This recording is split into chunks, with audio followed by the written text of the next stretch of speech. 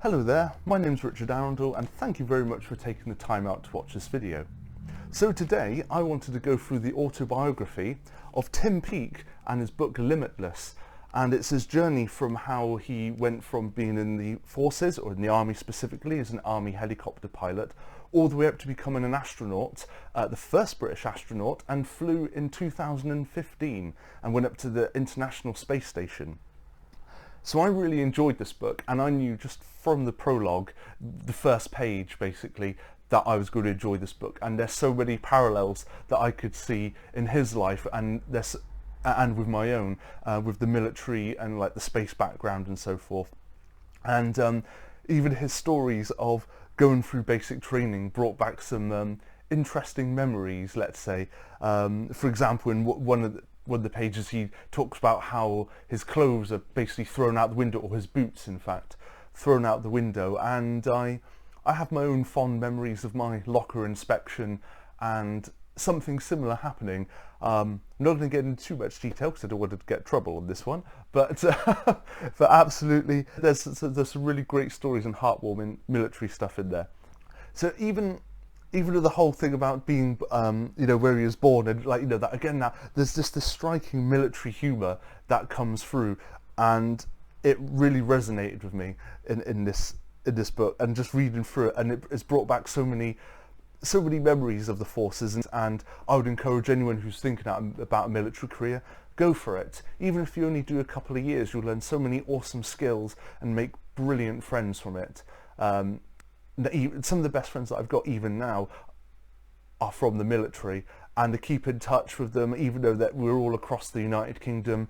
Some of them are still in the forces, some have left now, and it really is a worthwhile point in your life. Just a couple of years of military experience will really set you up in good stead for the future. And it looks great on your CV, and as I said, it just gives you some really fantastic skills going forward.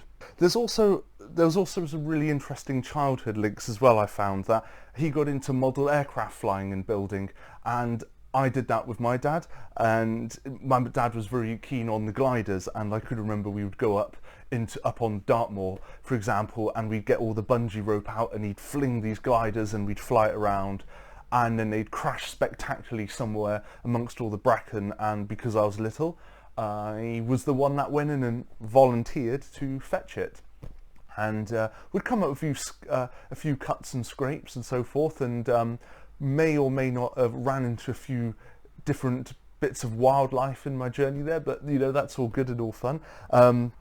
But yes, really heartwarming childhood stories as well from Tim, and very humble beginnings. It wasn't sort of always the whole thing of, as a child he knew he wanted to be an astronaut. He was very keen on the forces, and he wanted to get into flying helicopters, and he ended up being an Apache pilot. It's a really heartwarming book, I found, really engaging, and he goes through, there's things that, that's some genuinely scary things going on there.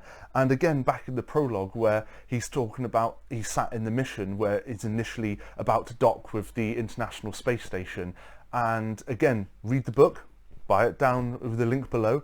You can basically, he looks out the window and he sees something, and again, I think that's where this military sense of humour comes through, because I laughed out loud. I lolled when I read that, and I just knew this book's going to be brilliant. We even had like this sort of love of Lego. I mean, I still would love Lego. In fact, I've been thinking about getting some of those collector sets in due course for like a space theme. But he mentions Lego as well. So whereas Tim actually flew the helicopters in the Army Air Corps, I thought about getting my own helicopter pilot's license, and it's very expensive and very time consuming. But I remember my first time in a helicopter was when I was very young, and my stepdad took me to this helicopter like flying lesson, as it were, in the local town where I'm from. And it was a half-hour flight, and sat in there.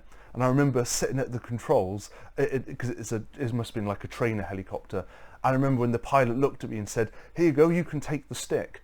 And I was terrified, and I remember grabbing this stuff. What can I do? And I grabbed the controls, and I thought, I'll go for a banking left. So I turned it left, and this helicopter just lurched to the left and down, and I thought, oh my god, I'm amazing, I'm this pilot.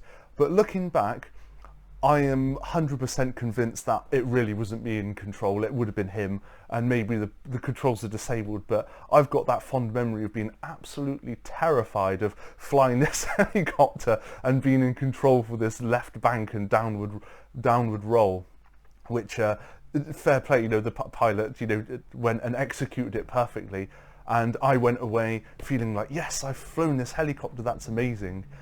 And yeah, definitely earned his money there. So Tim got to fly them, and I believe he said over 3,000 Apache hours. So that's, you know, fantastic feat of flying there. And there's definitely some stories through his army career as well in here. That's definitely worth reading in even. So in this autobiography as well, he goes through the whole selection of the European Space Agency astronaut selection program and how many rounds there are, and it's a very grueling selection process, whittled down from something like 8,000 to 900, 900 to 200, 200 to 40, 40 to 20, and then there's a final stage, I believe there's 5 stages, that Tim mentions, and it's all like slowly getting whittled down, and each session gets more and more intense, and it makes me want to apply for the astronaut scheme, not because I have any expectation of actually achieving it, but I think it would just be something amazing to say, I genuinely applied for that and I got past this stage or whatever, or I got to this stage. So it's inspired me to actually just give it a go, just to say I've done it, and it doesn't matter, you know, like succeed or lose. It just seems like something, what a fantastic journey to go through, and it definitely takes weeks and, well, months from Tim's description. So it's definitely a long, drawn-out process. Even if it's just a dream or a fantasy for you, you know, to think about the whole astronaut training. Why not put an application? Give it a go. If you've got the right stuff, see how far you get. You never know until you try. And I think even if perhaps astronaut isn't your thing, but you want to get involved with the space sector, there's loads and loads of opportunities out there all across the world, and there's so many space startups to get involved with, all doing wonderful projects.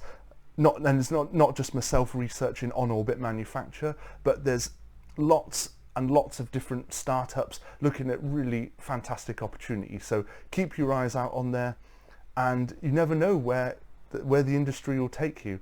So Tim's book, Limitless, check it out. Check out the link below in the description and get yourself a copy. Let me know, post in the comments below. Share what you thought of it as well, and what was your most heartwarming moment that you read, or what was the moment where you thought, oh no, what's going on here? You know, like what is this? Did you find the humour same as I did? You know, did you pick up that military sense of humour? Let me know in the comments. Or perhaps maybe you genuinely want to apply for the astronaut program, whether it's European Space Agency or NASA or any other agency in the world. Let me know. Let's talk about that down in the comments below. We look forward to hear what you think.